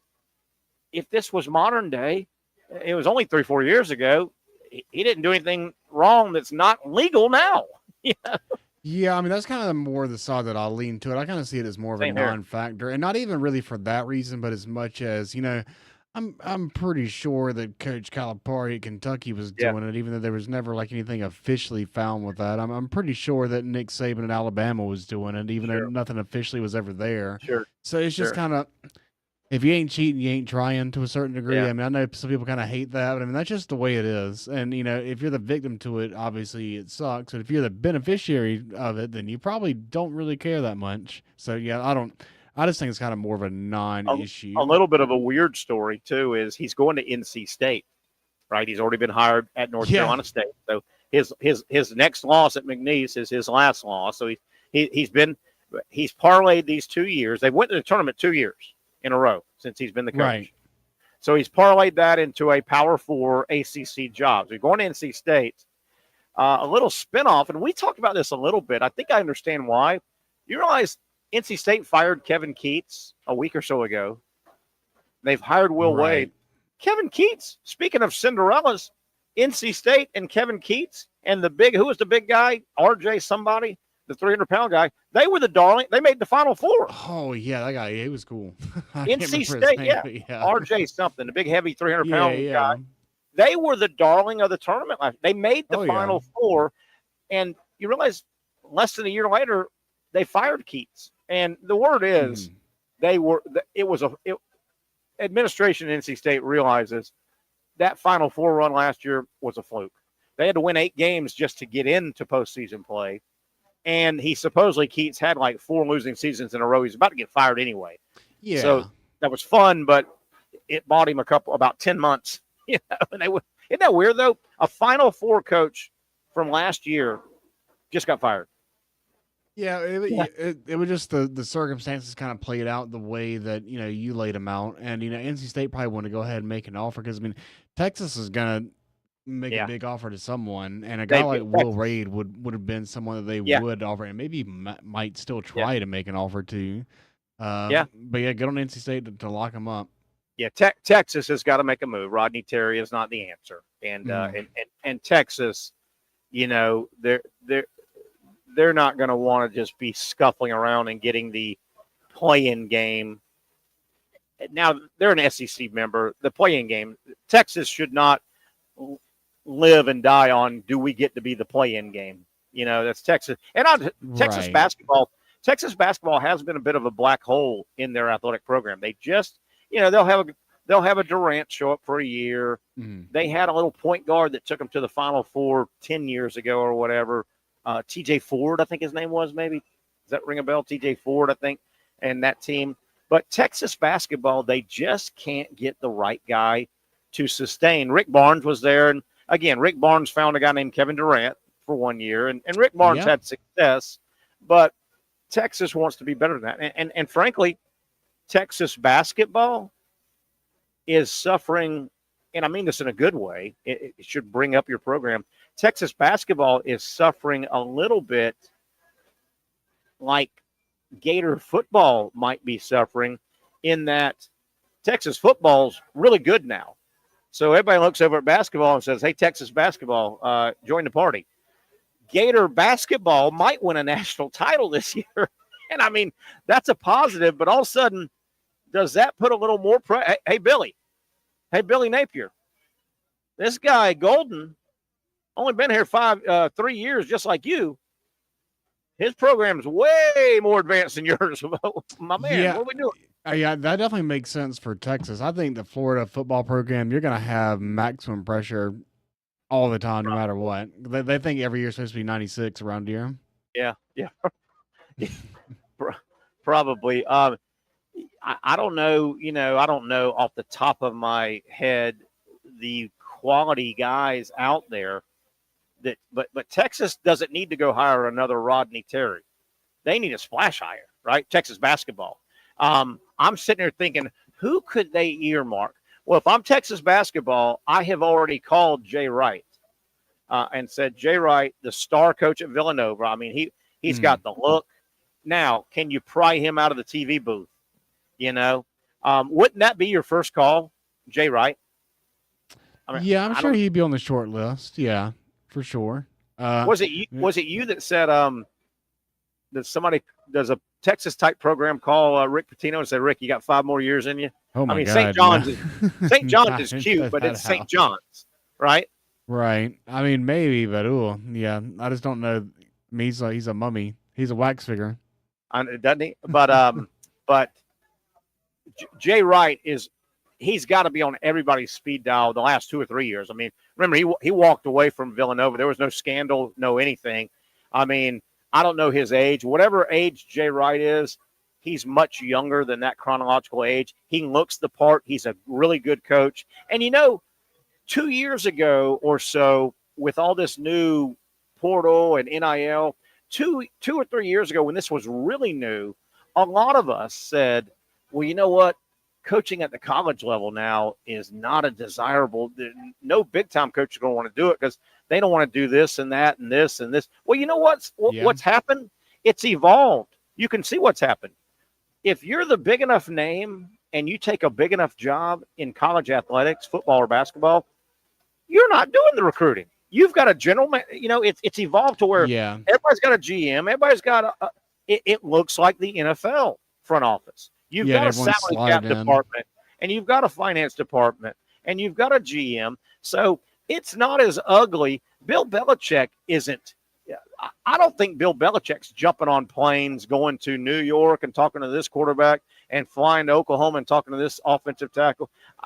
I think if you're a big enough name at a big enough school, you're not rolling your sleeves up and doing all. The players are being brought to you, I think. Yeah. I don't think it's as ugly a job as you think it is. Oh, no. I mean, it's definitely a place that is winnable. I mean, they've got an infinite supply of money. So, I mean, there's always that. But, I mean, with that's always going to come infinite expectations. It doesn't help either that certainly within the last decade. I mean, I don't know if we all remember or recall, Texas Tech has played big. Texas Tech has played in a championship game, I believe. I know they've been to some Final Fours. And Texas Tech has been the dominant program in Texas. That doesn't help the Longhorns. Yeah, they don't want to look over and see Texas Tech. Why are they 3 seed in the second round again? Yeah, why are they going to the Elite Eight, the Final Four, and the championship game? It's Texas Tech. That can't make up. And hell, frankly, A&M is a better basketball program right now than Texas. Right? Yeah. I mean, Buzz Williams has got it going better at A&M than Rodney about to get fired Terry at Texas. Yeah, I mean, you definitely have to say so, yeah. That cannot make Texas happy at all. All right, let's take a break, come back, starting to wind down on a Friday. We're live at Brew Barrel Tavern here at the intersection of Beach and, of course, San Pablo. The actual address, 14333 Beach Blvd. We go until 6 here live on air. Then we'll step aside. We'll wrap everything up, and Gator basketball will be tipping off at 6:50. Again, I want to caution people or just let you know, this should be a 6:50 tip. This should not be a game ahead of it. This is the opening game of the night session for East Coast night session, we'll call it. Should be tipped on time, and we're going to watch it here. Florida should take care of business. And then later tonight, if you can stay up that late, you can scout a little bit the next opponent for the Gators. If they get by Norfolk, they will play UConn and Oklahoma, the winner of the UConn-Oklahoma game. That is after the Florida game. So you can watch your Gators and scout a little bit who might the opponent be. We don't know the times yet. They haven't been set, or I have not come across them as of yet. We'll try to dig those. Okay, we'll come back, go over the scoreboard, talk about games in progress, games completed, and the night session of basketball. Day 2, March Madness, cruising along here. Good time of year. The Young Norvelle Show continues from Brew Barrel Tavern on Action Sports Jacks. Finally, a family atmosphere, kid-friendly restaurant with a real sports bar feel. Bricks Jack's Beach features all of that and a large, climate-controlled covered patio with misting fans and heaters for all seasons. Mix in an extremely diverse menu that features the most quality and affordable steak at the beach, and there's no reason not to enjoy your next lunch, dinner, happy hour, or big sporting event at Bricks Jack's Beach, 300 2nd Street North in Jacksonville Beach. See you at Bricks Jack's Beach.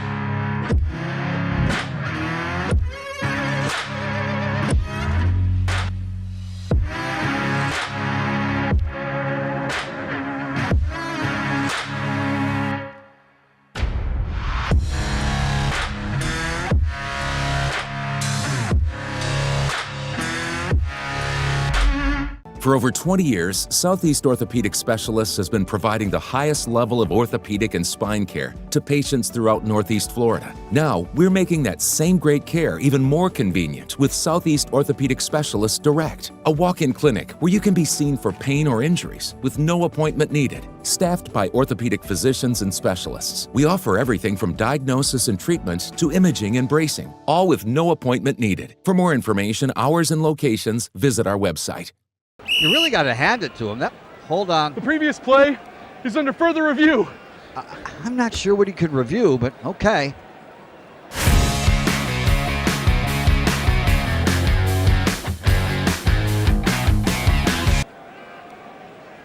Sure has been a while. Dine in at Hurricane Grill and Wings for the football season.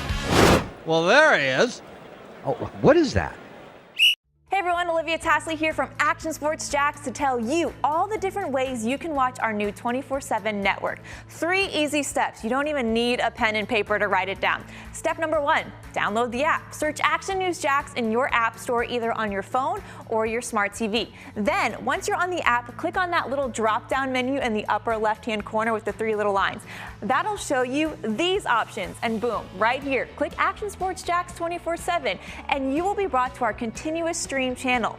That app can be accessed through all these different platforms, whether you have Roku, Fire TV, Smart TV, Apple TV, or Google TV. You can find our app. Now, if you don't have access to the app, don't worry, we still got you covered. We're across all social media platforms from Facebook, Instagram, X, YouTube, Twitch. We have a podcast channel. Plus, check out our short reels on our TikTok.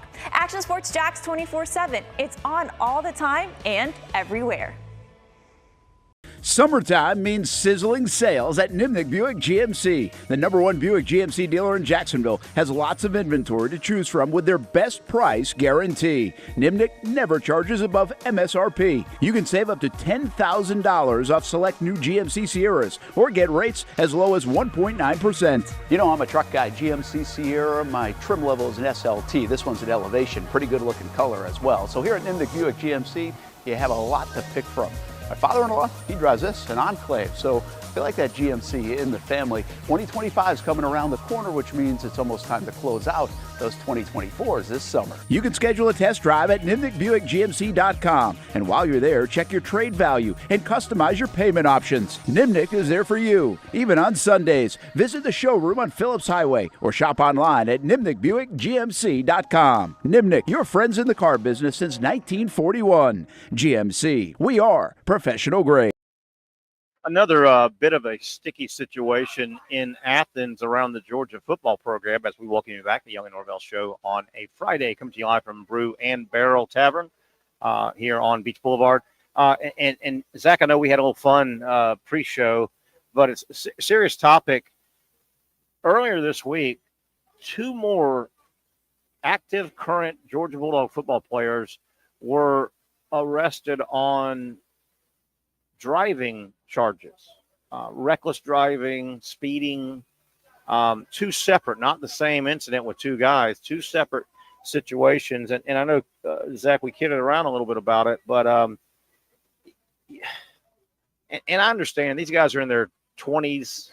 They're young adults. We can't hold their hand 24/7. You are responsible at some point, for your actions. Yet, if the numbers that I saw today are correct, these 2 incidents this week, Zachary, bring the total of 25 driving-related arrests, and some of them involve homicide, death. 25 under Kirby Smart's watch since 2023. I mean, do the math. 25 since 2023. Remember, what was it, 2 years ago? It seemed like a Georgia player was getting arrested for doing something dumb behind the wheel of a car summer. every other day. Every other day, it seemed like, didn't it? Well, yeah. Well, and I know we kid around. You kidded around. I kidded around. One of the players goes by the name Nitro. He was Nitro caught. Tuggle. Okay, Nitro Tuggle. I remember he played a little bit last year. Receiver, got on the field in big games. He's supposed to be a soon-to-be good player. He's young him. guy, young guy. There he is. He's him. Him. And another player.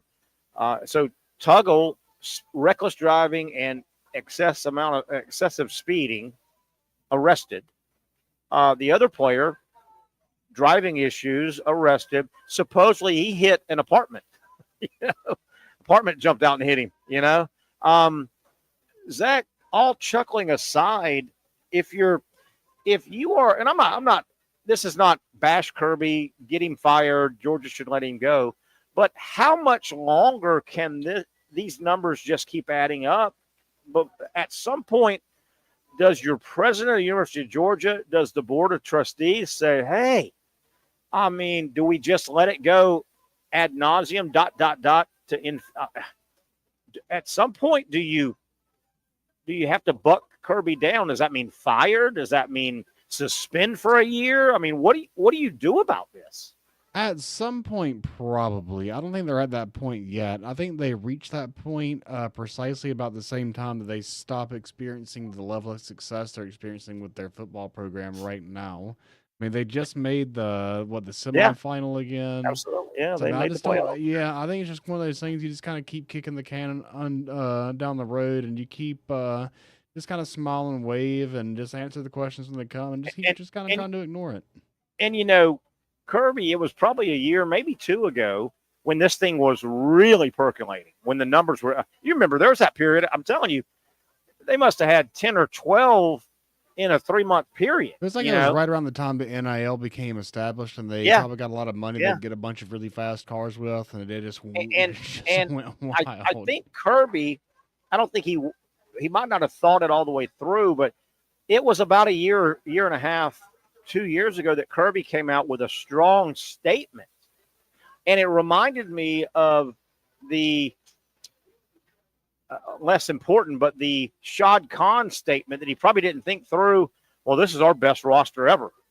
Remember that the whole best, really setting your coach up for. Yeah, you probably don't want to say that. Yeah. Well, Kirby about a year and a half ago said, "Hey, man, we're going to throw the book at these guys. We're going to make them go take driving courses, and this is just not top." Well, he's used that pitch, right? Yeah. He's what else can he say in a press conference? And it's going to come up. What he's already used all the big words and the tough words. I don't think he can say much behind the podium the next time. And Georgia has not released a statement. I think at some point the boy cries wolf, and when you start screaming, "I'm drowning," that's just Zach playing. Well, no, he's really drowning. Yeah, I mean, I don't know, it's man. an issue when obviously when there is something involved to the extent where people are actually getting injured, like with the issues, like the instance that comes to mind off the top of my head is Henry Ruggs, the former Alabama player. Yeah. And obviously, you also don't want to you don't want to let it boil up, and you don't want to let it get to that point before you take action. You want to have preventative action. But at the same time, whatever they're doing doesn't seem to be getting through. No, definitely not. Now, the Henry Ruggs, didn't he do that as a professional? He was already on the Raiders by the time that happened. Yeah, so that wasn't an Alabama thing necessarily. No, but man, it's just it's in that same wheelhouse. I mean, do you say, okay, if it gets to 30, if it gets to 40, if it gets to 50, we're going to – at some point, you've got to draw a line in the sand, and you got to go to the highest denominator, which is the head coach. If you're not able to get through to these guys, do we try a new guy to get through? Because you just can't keep getting guys arrested for driving like maniacs. Right. Yeah. At a certain point, it's going to get to where you don't have a single player on the roster who doesn't have some type of a run-in like this. Oh, man. It's terrible. So, yeah, terrible. But, if they really are doing classes and protocols and things like that, I don't really know how much further you can really take it as far as that goes. But what I do know is I bet that every single time that Kirby Smart sees his phone ring in the offense or in the offseason, he just looks at it and he's got the Ben Affleck I'm just done. Just Kirby Smart. Like, what is it this time? Because it's not good. That's Kirby Smart there in the middle, and he's got his cell phone on vibrate in his back pocket, and it just went off. Every time it goes off between the months of probably late January and August, you know that it's not anything good. And he's not answering it. It goes to voicemail. Hi, Kirby's not here right now. Kirby's not here right now. If you are law enforcement, please call. If you're a sports reporter, leave a message. If you're law enforcement, please hit pound. Tell us what jurisdiction you're with, and our attorney will call you right back. Right? Right. Yeah. Yeah. It's never anything good. Oh boy! Speaking of photos, do we happen to have? I don't think we got to it the other day. I think Ben put it in. Do we have the photo that was circled around last week? It's a legitimate photo. It's actually here in Jacksonville, Cortex Performance, something called Cortex Performance. A doctor owns a performance center, and it's a photo. And I don't think you have it.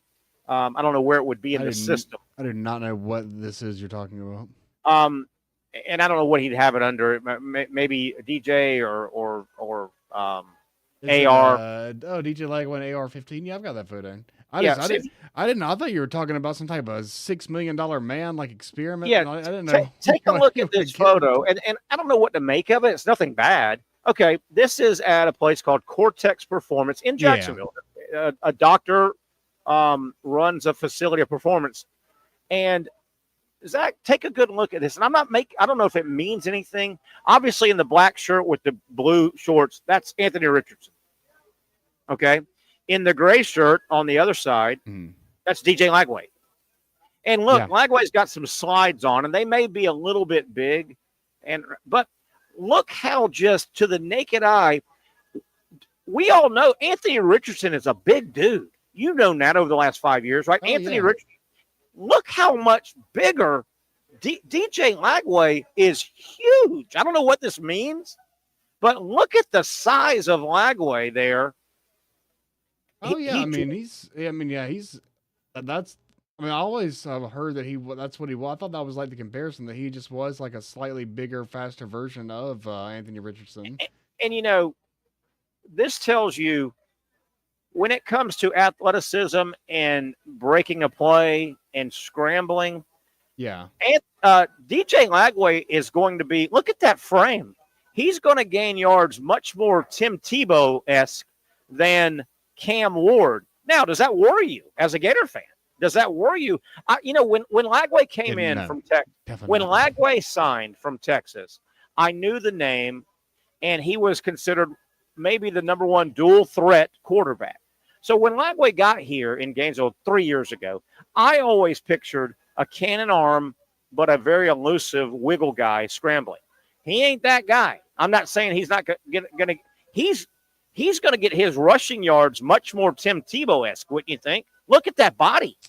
Probably. I think that he wants to be, and this is what I think is good about DJ Lagway. I think he wants to be and looks to be a pocket passer first and looks to make the throws downfield. But he definitely, he's got that.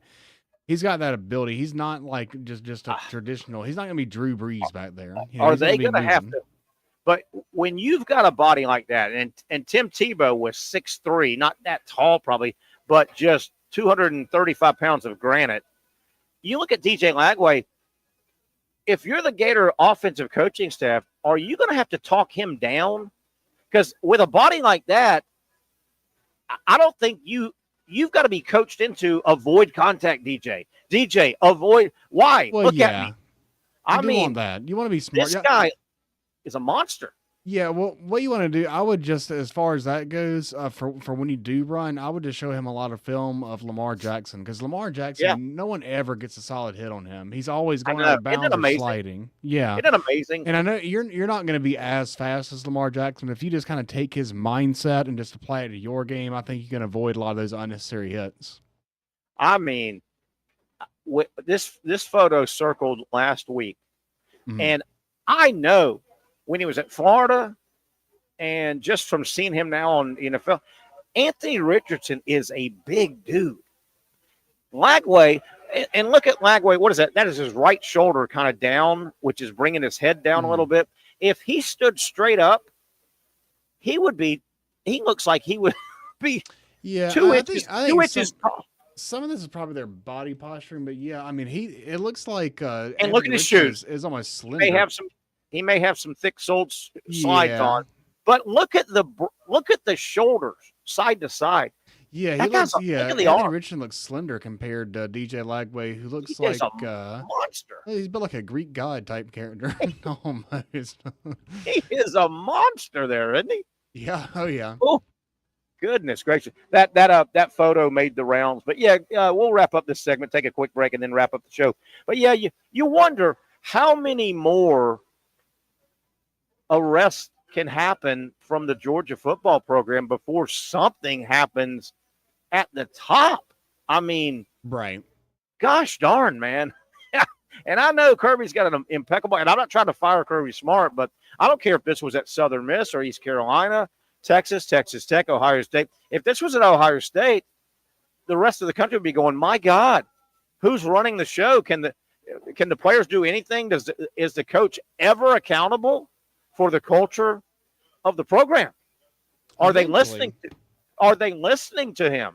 Do they even listen to the head coach? I don't know, man. 25 driving arrests since 2023. Zach, we're in 2025. Yeah, I mean, I'm sure it's just one that it's just when you give these guys the money and then the freedom of the offseason, they're going to get in trouble. And the Georgia players have a lot of money. I just had to look this up because I was curious. Anthony Richardson, I would assume this is from the scouting combine. He's listed as 6'4", 245. Yeah. DJ Lagway, I thought there's no way. He's listed at 6'3", 238. So an inch shorter and a few pounds lighter, but he looks like he's got to weigh more. The weight to the naked eye here. And this photo is legit from what I understand. It was from Jacksonville. The Performance Center is here in Jacksonville. Now, I'll say maybe those slides are giving him an extra inch. I don't know. But to me, it's the broadness more than the height. It really is the thickness. My God, he's huge. I mean, he's huge, isn't he? Absolutely monstrous. And keep in mind, he's only played 1 year, but that big body didn't keep him from getting hurt. He got hurt. Yeah, got to protect. I got to protect number one. Yeah. Wow. Let's reset. We'll look at the games in progress. We've got a lot of second afternoon games wrapping up. We've had a lot of finals. We'll set the stage for tonight's March Madness Day 2. Fun time of year. Stay with us. We'll wrap things up. Coming to you from Brew Barrel, the tavern known as Brew Barrel, here at the intersection of San Pablo and Beach Blvd. Wrapping it up on the other side. Finally, a family atmosphere, kid-friendly restaurant with a real sports bar feel. Bricks Jack's Beach features all of that and a large, climate-controlled covered patio with misting fans and heaters for all seasons. Mix in an extremely diverse menu that features the most quality and affordable steak at the beach, and there's no reason not to enjoy your next lunch, dinner, happy hour, or big sporting event at Bricks Jack's Beach, 300 2nd Street North in Jacksonville Beach. See you at Bricks Jack's Beach.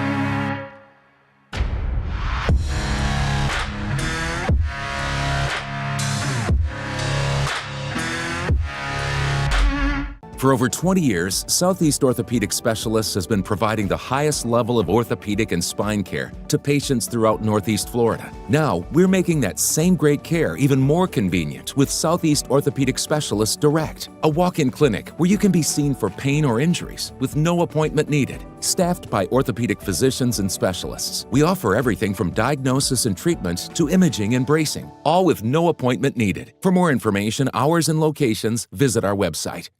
You really got to hand it to him. Hold on. The previous play is under further review.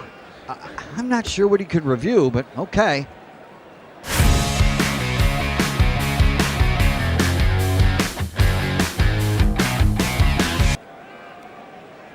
Sure has been a while. Dynamic Hurricane Grill and Wings for the football season. Well, there he is. Oh, what is that? Hey everyone, Olivia Tasley here from Action Sports Jacks to tell you all the different ways you can watch our new 24/7 network. 3 easy steps. You don't even need a pen and paper to write it down. Step number 1, download the app. Search Action News Jacks in your app store either on your phone or your smart TV. Then, once you're on the app, click on that little drop-down menu in the upper left-hand corner with the 3 little lines. That'll show you these options, and boom, right here, click Action Sports Jacks 24/7, and you will be brought to our continuous stream channel. That app can be accessed through all these different platforms, whether you have Roku, Fire TV, Smart TV, Apple TV, or Google TV. You can find our app. Now, if you don't have access to the app, don't worry, we still got you covered. We're across all social media platforms from Facebook, Instagram, X, YouTube, Twitch. We have a podcast channel. Plus, check out our short reels on our TikTok. Action Sports Jacks 24/7. It's on all the time and everywhere. Summertime means sizzling sales at Nimnick Buick GMC. The #1 Buick GMC dealer in Jacksonville has lots of inventory to choose from with their best price guarantee. Nimnick never charges above MSRP. You can save up to $10,000 off select new GMC Sierras or get rates as low as 1.9%. You know, I'm a truck guy. GMC Sierra, my trim level is an SLT. This one's an Elevation. Pretty good looking color as well. So here at Nimnick Buick GMC, you have a lot to pick from. My father-in-law, he drives this, an Enclave, so I feel like that GMC in the family. 2025 is coming around the corner, which means it's almost time to close out those 2024s this summer. You can schedule a test drive at NimnickBuickGMC.com, and while you're there, check your trade value and customize your payment options. Nimnick is there for you, even on Sundays. Visit the showroom on Phillips Highway or shop online at NimnickBuickGMC.com. Nimnick, your friends in the car business since 1941. GMC, we are professional grade. And let's take a look as we welcome you back. Final segment here, about to get out of here on a Friday. I want to thank our friends here at Brew Barrel Tavern for allowing us to broadcast here on a Friday. This must be devastating. Score just came in. Game just ended. Must be a devastating loss for Vanderbilt. Boy, they were winning over St. Mary's the whole game. Vanderbilt, Zach, get a load of this. Vanderbilt loses 59-56. They missed a couple three-pointers at the end to try and tie. Remember, that was the game that I told you at the half, St. Mary's only had 22 points. Vanderbilt held them to 22 points, yet St. Mary's second half comeback, and Vanderbilt knocked out. St. Mary's now will move on to face Alabama in the next round on Sunday. A bad loss for the SEC, too. I know I think Vanderbilt was a higher seed there, but Vandy really dominated that game. They had a 10-point lead and were in front. Tough loss for not only Vanderbilt, but the SEC as St. Mary's pulls out the win. Ooh, Zach, that's going to hurt. That's going to leave a mark now.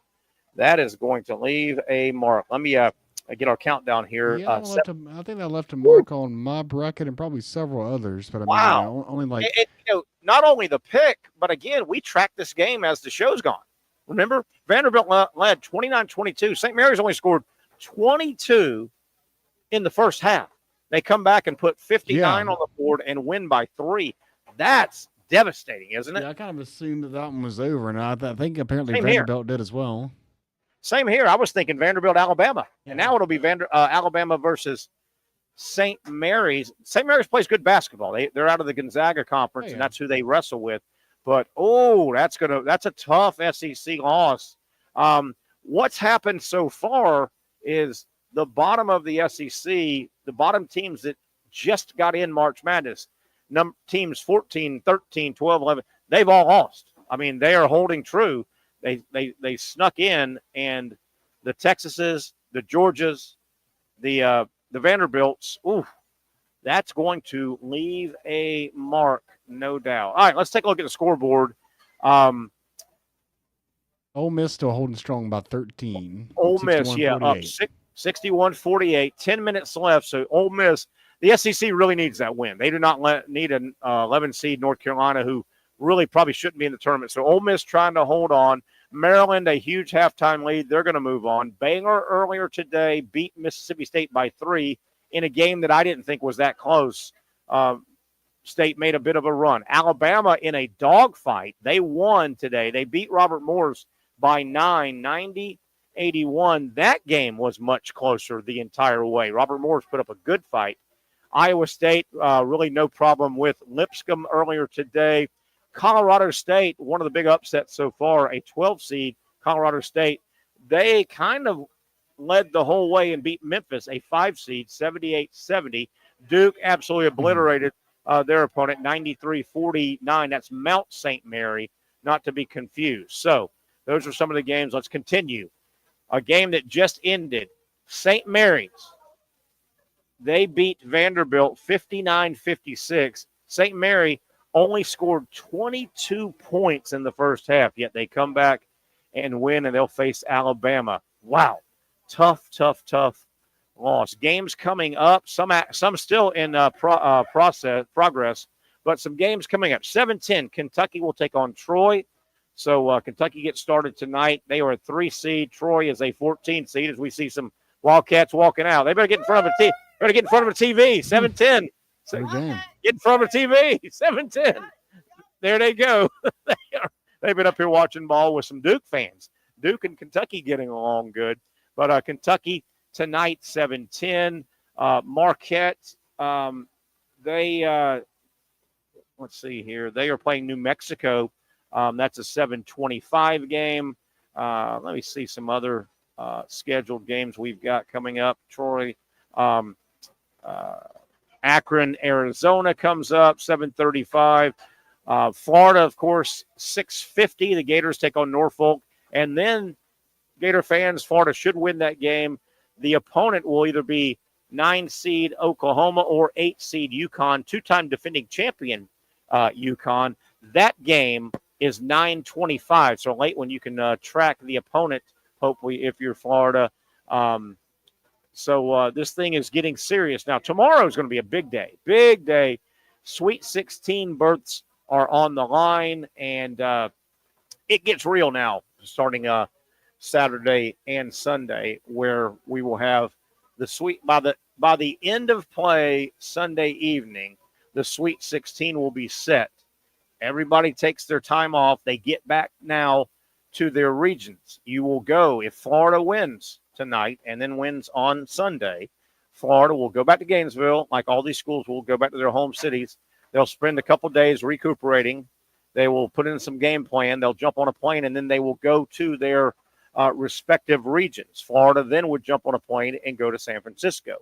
You then would, we don't know yet. I would imagine Florida will also get a Friday, Sunday in San Francisco because of travel, if nothing else. I can't see Florida and teams out of Raleigh going to San Francisco playing on Sunday and then getting a Thursday game in San Francisco. Just too much travel. They would deserve, those type of teams would deserve one more travel day, I would think. So I think Florida, if they win their first two, which they should win the first one, we'll see what happens with either UConn or Oklahoma. I would think Florida would be on a Friday, Sunday, San Fran schedule. We don't know. That is not set yet, but that's what will happen. You'll go out to your region, and you would then have to win the first game, would get you into the Elite Eight. The second game, if you go 2-0 for the second weekend, you're in the Final Four. You're in the Final Four, and some people may not have looked that far ahead. The Final Four and the championship game is in San Antonio. Did you have something, Zach? Oh, yeah. Well, I just saw a real quick update from the ladies' side. The Lady Gamecocks have won their first game. Do you want to guess what the margin of victory was? Who did they play? Do you know? They played Tennessee Tech. And it was a 16-1, I'm assuming? Yeah. I think I'm not looking. I think Dawn Staley is a little bit mad. They've lost a few games. Potentially. She probably took it out on Tennessee Tech, you said. I would say South Carolina probably scored about 95-40.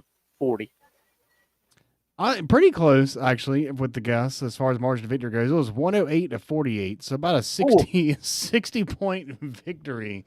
A smooth 60. The Lady Gamecocks get. Oh, I see her getting interviewed. Yeah, that game just ended, right? Because I see her. Yeah, just went final, yeah. So, and I did want to ask before we get out, so from Florida's perspective here, I assume that I know the answer to this, but let's assume that Florida beats Norfolk State. Who are you rooting for to give Florida an easier path?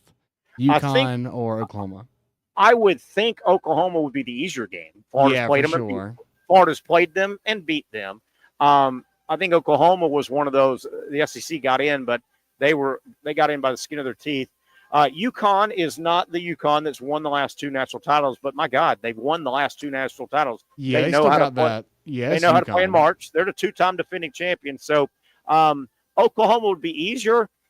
A Terry Gator fan, I would like to exact revenge on UConn, and it's from Patrick Young's year.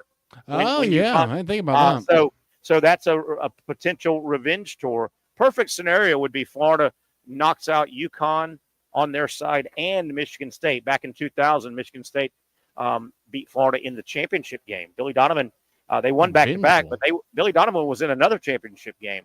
So perfect revenge tour would be knock out UConn and Michigan State and then go win it. So there you have it. Good job, Zach. Appreciate it. A lot of fun here on a Friday. I want to thank our friends here at Brew Barrel Tavern also. We'll step aside, watch a bunch of basketball, and then we'll come back and kick it off on Monday, 4 o'clock to 6. A lot to talk about heading into Sweet 16 and Elite 8 games. Have a great weekend, everybody. Finally, a family atmosphere, kid-friendly restaurant with a real sports bar feel. Bricks Jack's Beach features all of that and a large, climate-controlled covered patio with misting fans and heaters for all seasons. Mix in an extremely diverse menu that features the most quality and affordable steak at the beach, and there's no reason not to enjoy your next lunch, dinner, happy hour, or big sporting event at Bricks Jack's Beach, 300 2nd Street North in Jacksonville Beach. See you at Bricks Jack's Beach.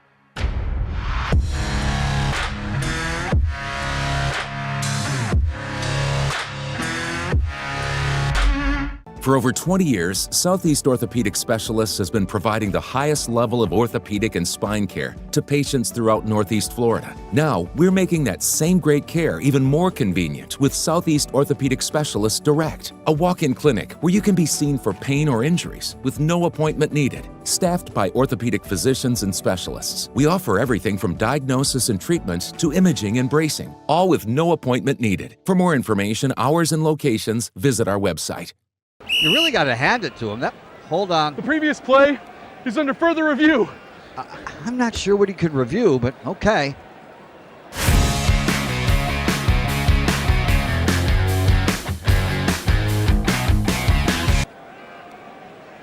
Sure has been a while. Dynamic Hurricane Grill and Wings for the football season. Well, there he is. Oh, what is that? Hey everyone, Olivia Tasley here from Action Sports Jacks to tell you all the different ways you can watch our new 24/7 network. 3 easy steps. You don't even need a pen and paper to write it down. Step number 1, download the app. Search Action News Jacks in your app store either on your phone or your smart TV. Then, once you're on the app, click on that little drop-down menu in the upper left-hand corner with the 3 little lines. That'll show you these options, and boom, right here, click Action Sports Jacks 24/7, and you will be brought to our continuous stream channel. That app can be accessed through all these different platforms. Whether you have Roku, Fire TV, Smart TV, Apple TV, or Google TV, you can find our app. Now, if you don't have access to the app, don't worry, we still got you covered. We're across all social media platforms from Facebook, Instagram, X, YouTube, Twitch. We have a podcast channel. Plus, check out our short reels on our TikTok. Action Sports Jacks 24/7. It's on all the time and everywhere. Summertime means sizzling sales at Nimnick Buick GMC. The #1 Buick GMC dealer in Jacksonville has lots of inventory to choose from with their best price guarantee. Nimnick never charges above MSRP. You can save up to $10,000 off select new GMC Sierras or get rates as low as 1.9%. You know, I'm a truck guy. GMC Sierra, my trim level is an SLT. This one's an Elevation. Pretty good looking color as well. So here at Nimnick Buick GMC, you have a lot to pick from. My father-in-law, he drives this, an Enclave. So We like that GMC in the family. 2025 is coming around the corner, which means it's almost time to close out those 2024s this summer. You can schedule a test drive at NimnickBuickGMC.com. And while you're there, check your trade value and customize your payment options. Nimnick is there for you, even on Sundays. Visit the showroom on Phillips Highway or shop online at NimnickBuickGMC.com. Nimnick, your friends in the car business since 1941. GMC, we are professional grade.